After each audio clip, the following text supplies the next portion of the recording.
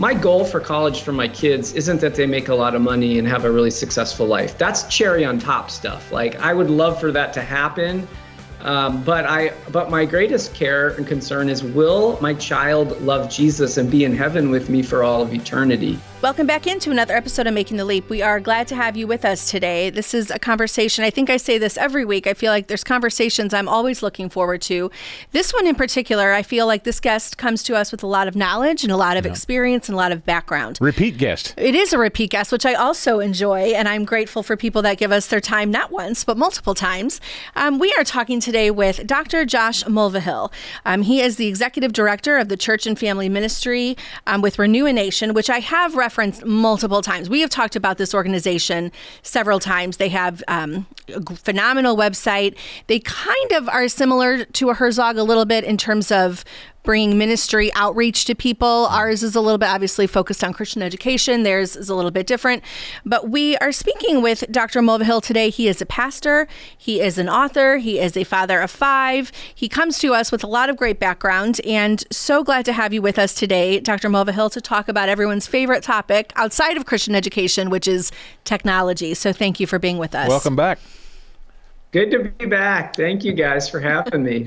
You know, I was looking back to see, I know when I had emailed you and asked, it's already been 2 years. We had Dr. Mulvihill on with us in September of 2022, which blows my mind. We're over 100 episodes from then. So that was way back in the day. And if memory serves, I think we talked specifically about RenewaNation, and we probably would do well to reset that, Dr. Mulvihill, if we could start there. Could you just tell us a little about yourself and RenewaNation again, since it's been a bit? Yes. So I'm in Minnesota and have 5 kids, married to Jen. We are almost at 25 years. Our oldest, we just launched into the college sphere. Aha. Got 4 more at home, all the way down to 9 years old. And so homeschool our kids, all of them, but big, huge supporter of pro-Christian education. We think every family with Christian kids needs to have their children in some form of Christian education.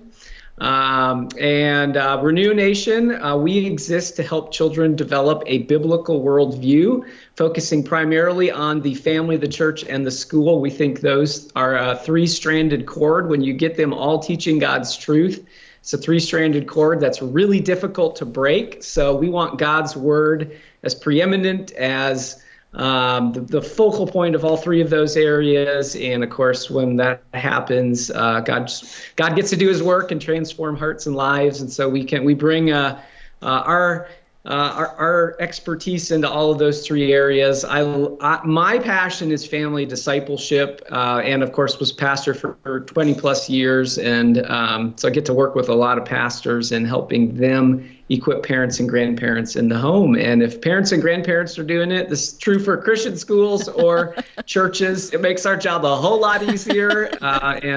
Unfortunately, we have a lot of families that are struggling to pass their faith on. So, how do we do that in the Christian school world to help those families? How do we do that with the church? And, anytime we can encourage parents to get serious in the living room about their faith, it helps us in the classroom to supplement what's happening in the home. Well, this is not really the focus of the interview, but I will follow up on the question about your kids. And you specifically said your oldest went off to college. So homeschool the rest of the 4. So you've got a 5th who was homeschooled, now going on to college. Can you talk to us briefly about that transition? Because that's something here on Making the Leap we talk a lot about when we decide to leave public schools, get into Christian school, and then what's next in higher ed. So how about you guys? Yeah, making that college decision is really hard. We as parents want to be open to what God has for each of our kids. And so trying not to pigeonhole the child in one spot or to one school. So our son chose to go into worship ministry. Worship pastor is what he's thinking. Of course, as pastor, my wife is a band teacher, music teacher. So he's like the combination of us. And I consider that a great honor.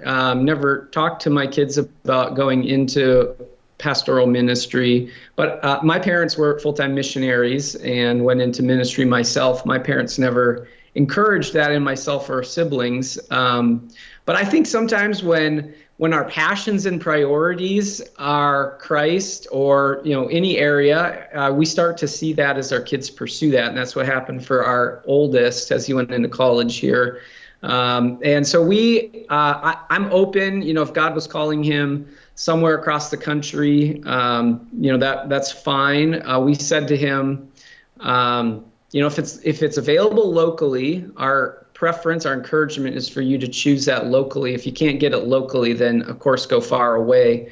One of the things I think that's hard on young adults today, 18, 19-year-olds, is you pluck them out of their church community, their family community, and send them far away. And not, I'm sure many parents on here that are listening have done that.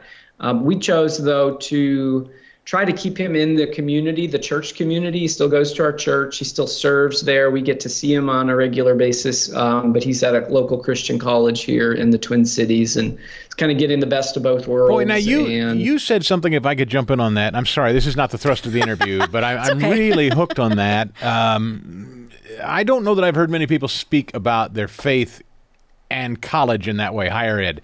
It would be your preference then, I know you're not speaking for every parent, but it would be your preference, if possible, to keep a kid closer to the house getting that higher education and keep them active in their church community because, as we know, and it was certainly the case with me, I was a regular church attendee until I went off to school. And then I spent 4 years and I never went to church once. I hate admitting that, but that's true. Is that what you're talking about? Is that the problem often? Yeah, there's an accountability piece there, but there's also just a familiarity piece that I think is critical. It's a unique day and age that we live in that we think it's normal for us to uproot and leave all of our community, what's critical and core, and go halfway across the country. There's nothing unbiblical about that, so don't hear me saying that. But I think there's just there's a reality and a common sense of saying, okay, we want to help our kids. My goal for college for my kids isn't that they make a lot of money and have a really successful life. That's cherry on top stuff. Like, I would love for that to happen. But my greatest care and concern is, will my child love Jesus and be in heaven with me for all of eternity? And I need our decisions primarily to help accomplish that outcome. And so keeping a child doesn't happen. That's not perfect, but keeping a child in a local church community with the others who've been speaking into his life for, through these years that's a plus. That's a bonus. Yep. It is so difficult today to raise kids to love Jesus that I'll take all the help I can get from trusted voices and influences, and keeping them in that, in those kinds of contexts is a benefit. So it happened to work out for us like that for the first child.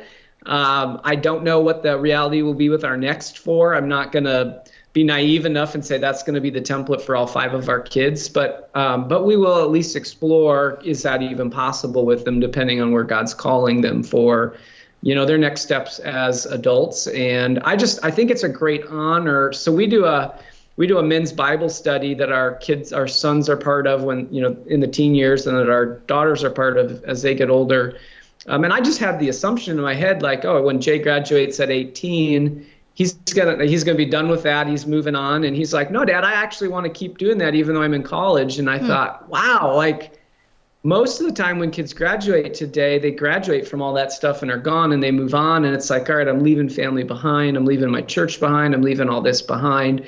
So this kind of was like, wow, I didn't even initiate that. It's an honor that he loved that enough that he wants to continue it. And so I think that's great. I'm really interested now I'll have the opportunity on a weekly basis to talk with him about what he's hearing in his classrooms, what he's learning, what is he reading. And if there's stuff that he's hearing now that's not in alignment with Scripture, a lot of your cultural emphasis on marriage, sexuality, gender, race, some of these big cultural issues that we want our kids to have biblical clarity on. If he's getting some wonky stuff in his in a classroom or from a textbook, I'll have the opportunity as a dad to kind of talk through some of that with him and ensure, man, he's going to stay on the right path. And that wouldn't be possible otherwise.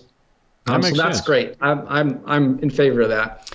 Well, I think that's a perfect place then to kind of talk about the article that you wrote, because like you said, you're wanting to have those influences around him as long as we can as parents. We all kind of want that, I think. And yet, as they go off, here they are with access to technology with a little bit more time on their hands in a lot of ways than what they had at home, probably. And so this article, that's one of the reasons it jumped to me. It's called Thinking Through Technology Using Scripture. And so when we talk about the fact that a lot of us as parents will say, phones are bad, no screens, limit screen time. We talk about it in that context, but I don't know that I necessarily have looked at screen time through that biblical lens. And we are always talking about biblical worldview and what that looks like. And so this really jumped out at me for that reason, because you are able to, through this article, which I have been sharing with people, talk about what, God wasn't talking about phones in their actuality in the Bible all those years ago. But yes, he was, because he's talking about stewarding our time and what we put in our head and what we surround ourselves with. I just find that makes it very applicable for parents. And so I don't know if you could just talk a little bit about, this is a rampant tech. It's a topic that doesn't go away. It's not going to go away. In fact, it's probably just going to be more prevalent as time goes on. And so I wondered if you could talk a little bit about just kind of the motivation behind this, thinking through it biblically, because that is much more important to me than just saying screens are bad, shut off the phone, it's wrecking your brain, it's messing with you. Like, there has to be more to that if it's going to really appeal to parents to really figure out how to approach this topic. So let's place technology first in a category so we can kind of talk to some of the specifics. Technology is like a knife or a gun. Mm-hmm. Which I love. I use daily here, knives at we live kind of in the country. I would never hand a knife or a gun to my child without proper training. But we do, my boys, now that they're older, they handle those on their own. I feel comfortable, confident with that. And so I think we need to see technology for the blessing it can be, but also it can do significant damage just like a knife or a gun. Scripturally, I'd put it in the category of a discipleship vehicle. And so, we talk about at RenewaNation, we talked a lot about the primary discipleship influences on the lives of children. And outside of flesh and blood people, technology obviously is at the top of the list. Mm-hmm. The average kid is spending 7 hours a day on a screen. The average teen is around 9. Like, that's like almost unfathomable. The amount, you start adding up the average amount of time on a weekly, monthly, yearly basis when you start computing those numbers, and it's like on a yearly basis, it's like 100 days. It's nuts. That is nuts to give it that much time. And I'm not calling you nuts if that's the norm in your home. I'm just saying sometimes we don't realize, wow, this has such a huge place. Maybe I need to think through the amount of influence, the amount of time that this discipleship presence has with my family, with my kids. And Dr. Mulvihill, it's different than even when we were kids. TV was something. I remember we were always talking about, spending too much time watching television, get outside, get up. This is that times 1,000. In your hand, holdable. Because it's just in constant. Your pocket. And by the way, we all have it. It's like, with TV, at least, certain members of the family chose to sit down and watch it or not. But this is like everyone has their own handheld television all the time. And so this is like Brave New World stuff, Dr. Mulvihill. Yeah, I think we are almost put in a place where it's like, well, everybody has them, so my kids are going to have them too, so let's just kind of get over that and move on. With technology, we have to have a backbone as parents, and all of us are navigating it for the first time. I didn't grow up with a computer in my home until I was a senior in high school. I didn't have an email address till college. I didn't have a smartphone till I got my first real job after college. So my parents didn't have to navigate this, and I'd come home from school and I'd watch the Brady Bunch and Little House on the Prairie. We're at such a different day and age today. And that's an hour. If that was the case, I'd be like, sure, do whatever, it's fine. But we're walking around. Kids can access we all know this. I mean, kids, what they can access online today it's the most vile, corrupt stuff, and evil knows no age. I mean, even little kids. As a pastor, I'd get kids in my office, 2nd, 3rd, 4th grade, who already had addictions to porn, and they came in through very unexpected routes. You know, parents think, oh, it's all right, my child is just playing this educational game, or they're just playing this game on this app, and, you know, boom, something pops up, and, you know, they go down this rabbit trail, and so we've all had those kinds of experiences, probably with our own kids. You know, if you've been on a screen long enough, it's inevitable at this point. So, you know, what do we do? How do we think through this subject from a scriptural standpoint? Do you, may I ask quickly, on age-related questions of the phone, do you have a prescription for parents? I know that I have talked with our own kids about this, and our kids, who I think Christine and I have concluded we both gave the phones to them too early. We think we did. We think we live in a generation that probably screwed this up and probably got it wrong more than right. I do think, though, kids our age and your age, the 19, 18, 16-year-old, they seem to know it. They recognize it, and they have said very explicitly to us how differently they're going to do it. So maybe that's, or maybe I'm just telling myself that's a positive, but I think it's positive that they see it. Yeah. Well, I'll say a few things and I'll tell you what we do. First of all, screens are as addictive as any drug, like cocaine. Not all kids are addicted to it, but many get addicted to it. It literally hits the dopamine center. It rewires the brain. It is a significant impact on the brain of a child. It hits the pleasure center just like any other drug. And so we have to put it in that category with kids. It's addicting to us too. If you want to be convicted, you can open up the settings on your phone and you can look at how often you open your phone per day. The average adult opens their phone once every 10 minutes. Like it's meant to be addictive. Social media is meant to keep you coming back. Maybe you've seen some of the, I forget what the documentary is. There's one about how addictive it is. So we have to realize that there's an unhealthy nature to some of that. And so we've had one of our 5 kids that literally showed up as an addictive behavior. He literally had behavioral issues related to screens. And so for us, it got to the point of, okay, we have to, for the health of this child and our family, we actually need to remove screens. So we did that for a season where we literally had the TV in a closet, no screens individually. We would go months without hardly having a screen present in our home, because literally if that would come in one time for this child, you could see it show up. He couldn't control his behavior. It was like OCD clicked in, like screen. And he's grown older now to the point where he can manage himself a little better, but it still shows up even in the teen years. So we've had to be very mindful of that. So what we've ended up doing, like you guys, we gave screens too early to our kids. We decided with some of our older ones that when they were 13, they could get an iPod with everything on it except the internet. And that it looked like a smartphone almost, but without the internet. That in and of itself, there would be days my kids would text hundreds of times. They'd be always texting. They would be playing video games endlessly. They would be doing, we just wanted to give them a music outlet, and then all this other stuff comes with it. So we've backpedaled from that. We've now there's other ways they can listen to music that it doesn't need to be with a screen. So we've gone old school with that. You can get little MP3 players, which is what they've done. So we've now landed on at 16, when you start driving, you can get your first phone.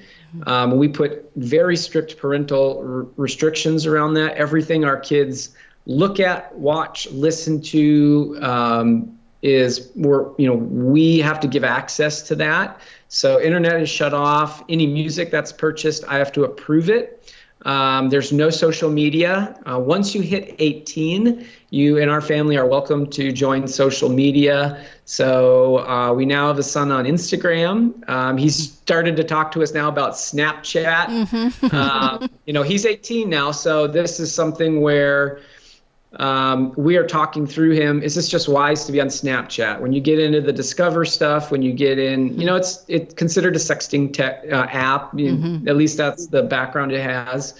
But it's super popular with teens, young adults. That's, Instagram, Snapchat's where they're at. Right. So we're going to talk through some of these principles scripturally about, is that the best place for you to be?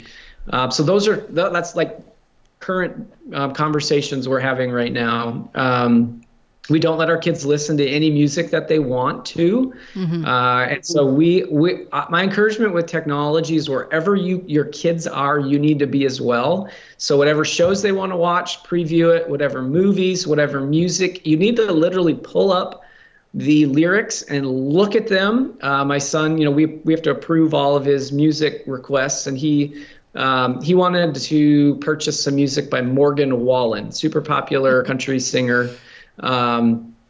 Sent a few songs to me, and I was like, I'm not familiar with Morgan. Let me look at, he claims to be a Christian. That was my son's argument. This guy's a Christian, went to church, sang, and grew up in his church. Well, his music is laced with all kinds of alcoholic, kind of sexual, random swear words here and there.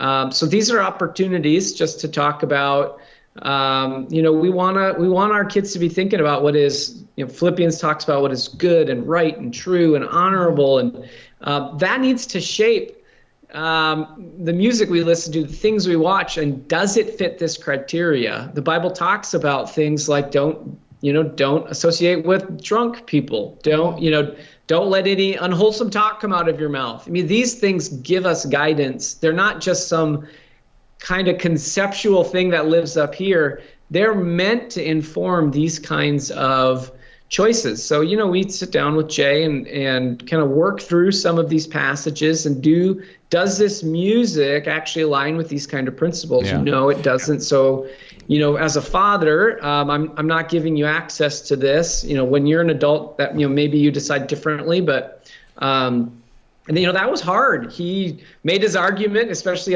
even with Morgan, for the why a couple of times, and I had to have a backbone as a dad to say no. I would not let somebody come into this house, our home, and swear like this in our living room. Would you be okay with that, Jay? No. I would not endorse you being around individuals that drank like this or were acting this way sexually. Would you want to spend time with these people, Jay? No, you wouldn't in flesh and blood people. Well, why would you give them access to your mind or let them come through these ideas on a screen? We have this big disconnect often in what we see or hear is not quite as bad as in flesh and blood, and that's not true. It is just as impactful, and so we had to help him understand that it seems like a world away because it's just coming into our ear, but it moves us in a place where where we're maybe just not as sensitive to some things, the holiness of God in some areas. And so we wanted our bar high with our kids. And the thing is, we don't need to be no people. There is some really, really good music out there and really, really good things we can watch on television and for movies. And so it's not, we need to just say no. We can help guide our kids to some of the really good stuff out there. And so Jay loves Andrew Peterson. Yeah, living apart is very, very hard for sure. And that's what I was going to ask, because it's not just like you said, we don't want to be no people, but we do want to direct and guide. Where is the yes? Where can you go? Where should you go? One of the things that two of the principles that you mentioned in the article, think about what is true, honorable, pure, and worthy of praise. And, you mentioned Little House on the Prairie earlier. There is a lot out there that I think can be accessed well. And that is where one thing as a parent and as an adult, I try to balance, should I be watching this? Could I be watching something different? Should I not be watching anything at all? Principle 3, what we watch and listen to, should encourage godliness. What are some suggestions, or what are some, I guess, programs or music? What would you say to people who maybe are listening to this for the first time and really hadn't considered that it doesn't have to be no, turn it all off, but instead could be, this is an option. This is a better place to be if you're going to be listening to music, if you're going to be watching television, if you're going to be watching on a streaming platform, because we know now there are a lot of streaming platforms that are Christian based, that are biblically based. What are some suggestions or outlets or thoughts that you have that parents could access, or grandparents for that matter, for the kids in their homes or for themselves, because they're also trying to maybe move away from, I'll use Morgan Wallen, move away a little bit from the Morgan Wallen and into the, a different sphere. What would you say? Yeah, so, there's so much good stuff out there. Our kids love Dude Perfect. Fantastic. If you just kind of want funny. We love Andrew Peterson. We listen to Albert Mohler's podcast, The Briefing, a lot, just from a podcast side of things. A lot of your classics are fantastic. Your Sounds of Music, Swiss Family Robinson, you got younger kids. Like, those are great. Introduce them to those. We like watching a lot of, depending on the program, but we watch, we don't watch a lot of TV, but we watch some. And so we'll have, we're eagerly awaiting the next season of All Creatures Great and Small. That is, oh my goodness. My sister loves that show with her kids, and she is constantly texting me. Yes. How about you guys? Do you watch news? May I jump in there and ask you? Yes, that was going to be my other. Do you talk politics and news at the house, or do you encourage them to watch that stuff? Yes, all the time. We don't watch mainstream media, although we will sit down, like we just watched the Democratic convention. We're voting Trump in our home. Just lay my cards on the table. I believe, for us, life. Bible's very clear on life. Homosexuality is not in alignment. Marriage, sexuality, gender. Those are biggies. Anyways, we we go down that rabbit hole. But yeah, so we watched both the Republican and the National Convention, and we talked through that. Our kids listen to podcasts. They listen to the Daily Wire a lot. As a family, we have gone and seen Dennis Prager together. He was here in Minnesota. We have gone and we just went to a Trump rally that was here not too long ago. Half the people probably hate me now for saying all this stuff, but well, I would ask you this, because this is something I hear an awful lot. Is the kind of the moral objections that people have to Trump. I mean, that is something that you hear. I know. In fact. Again, full disclosure, I have my biases. I intend to vote for the man as well. But I have read some of my friends and colleagues who are troubled on the issue of life, for instance, that he has made overtures or suggestions, that maybe aren't aligning biblically 100% with what we would want, for sure. Yeah, and so I guess how do you talk about that? Yeah, this is going to air before the before the election. His recent tweet here that not too long ago on women's reproductive rights, super discouraging. But let's be really honest. Trump is still a world better than the Democratic Party on life, and he has already shown us he has done more in his first term for children, unborn children, than anybody that I can remember in the last 50 years in office.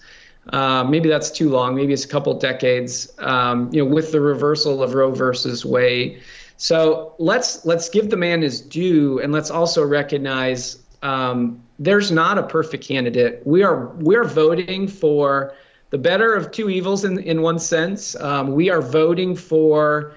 In this case, the Democratic nominee is already on record saying what she's going to do with our country, and it is going down a path that, greatly does not align with Scripture in so many different ways. So could Trump be, and should he be in a different place on a number of things? Absolutely. But I think the worst thing you can do right now is not go and vote at all. And this is something, Dr. Mulvihill, if I could jump in on this, because where you're going with that, I read something stunning, and I don't remember exactly where I read it, Christianity Today or something maybe, that said it was some staggering number of self-identified evangelicals didn't vote in the last election, vote at all, regardless of their politics. Are you shocked that anybody would identify as an evangelical and not vote?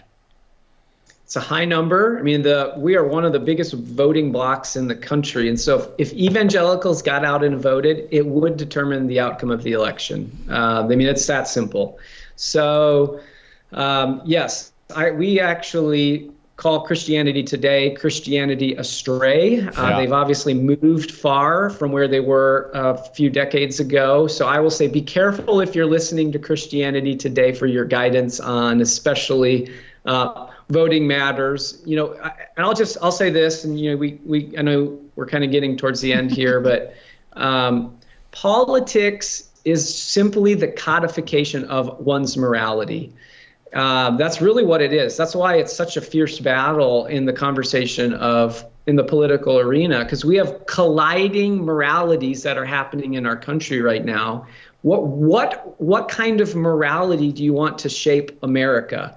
And is it perfect for Trump and the Republican Party? No, but I'll tell you this. It is far closer to what I see in Scripture than what I see in the Democratic Party today. So I'm going to vote for the best we got. That's what I think and that's what I encourage others to do as well.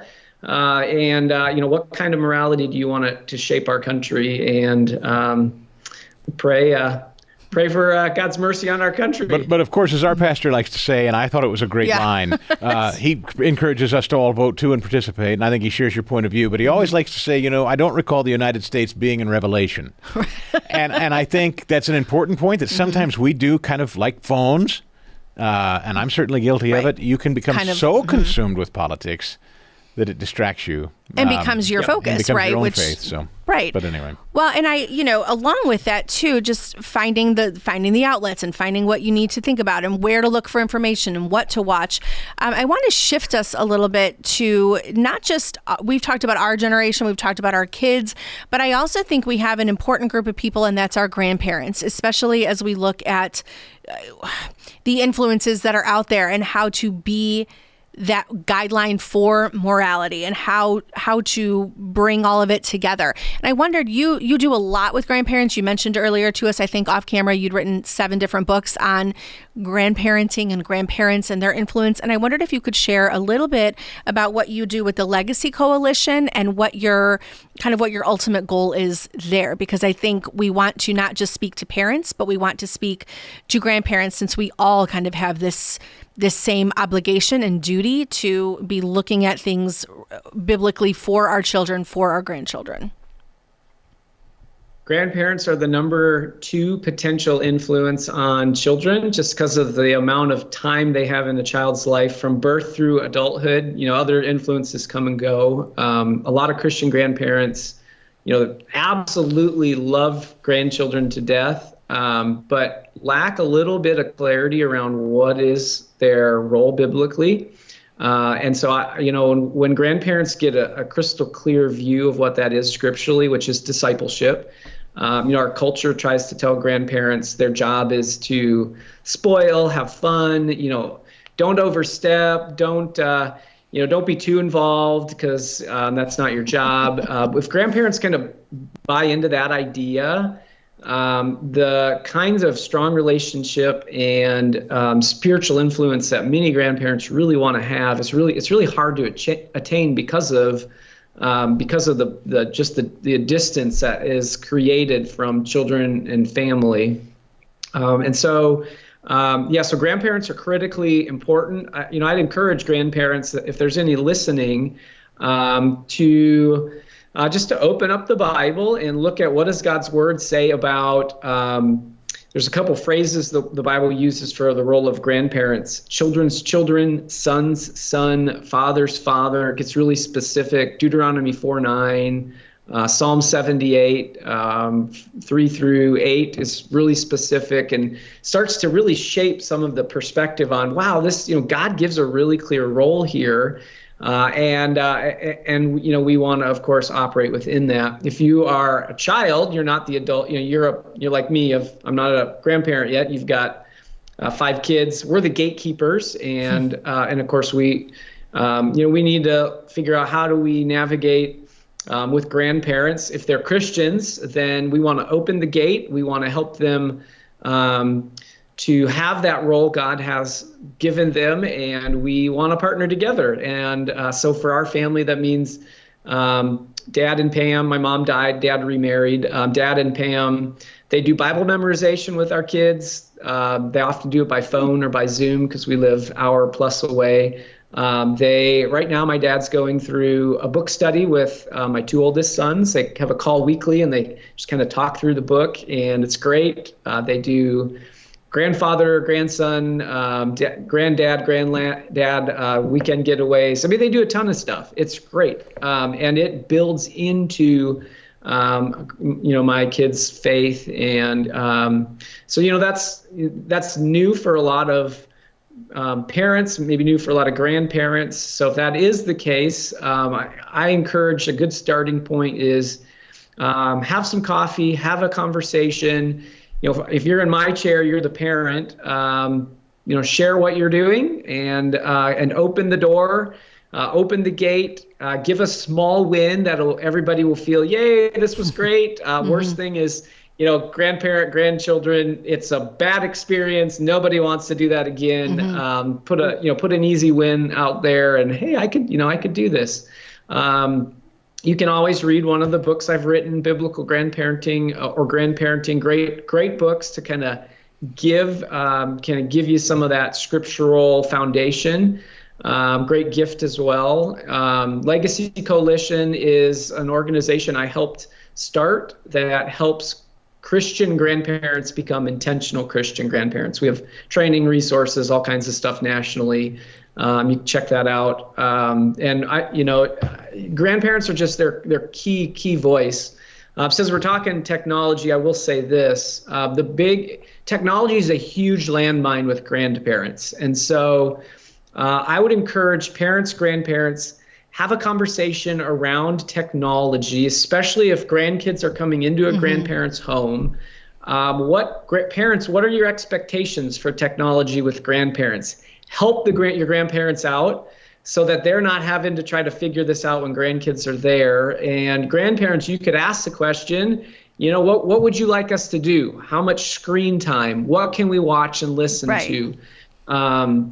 If you don't have those conversations, what invariably happens is grandkids come over, screens dominate. You put grandparents in a difficult place.